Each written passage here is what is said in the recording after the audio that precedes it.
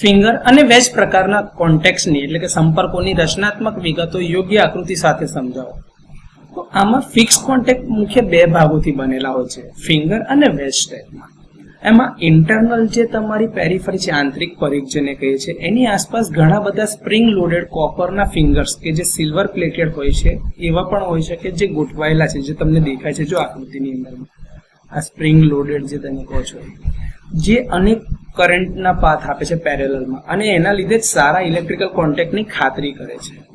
આ fix veg આકારના slot જો તમને દેખાય છે, આ ફિક્સ વેજ આકારના સ્લોટ જે નીચે આ એક કોપર જોની એક પેર હોય એની સાથે અથવા તો વધુ પ્રકારના કોપર જો એક સાથે જે જડબા જેવા હોય છે.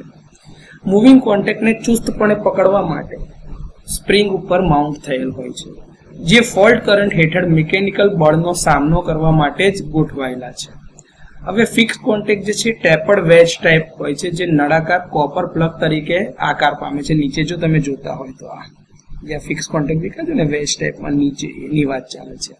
આગળનો નળાકાર ભાગ ફિંગર્સના ક્લસ્ટરની અંદરમાં પ્રવેશ કરે છે, જેના કારણે ઘણા બધા ઇલેક્ટ્રિકલ કોન્ટેક્ટ અંદર બનતા છે. જે આ છે ને આ મૂવિંગ કોન્ટેક્ટ જે અહીંયા આગળથી અંદર જાય તો આ અંદરનો ભાગ જે છે એ ઘણા બધા કોપરના સ્ટ્રીપ સાથે કનેક્ટેડ હોય છે અંદર.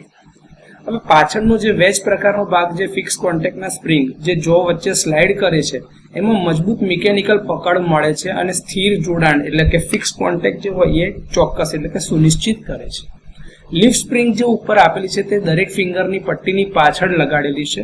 જ્યારે મૂવિંગ નળાકાર એટલે કે જે તમારો જે સિલિન્ડ્રિકલ કોન્ટેક્ટ છે અંદર પ્રવેશ કરે ત્યારે તે ફિંગર્સની ઉપર દબાણ કરે છે, એટલે સ્પ્રિંગર્સ તમારી ખેંચાશે કારણ કે મૂવિંગ કોન્ટેક્ટ અંદર તરફ જતો હોય છે અને લિફ્ટ સ્પ્રિંગ વધારે ખેંચાશે નહીં.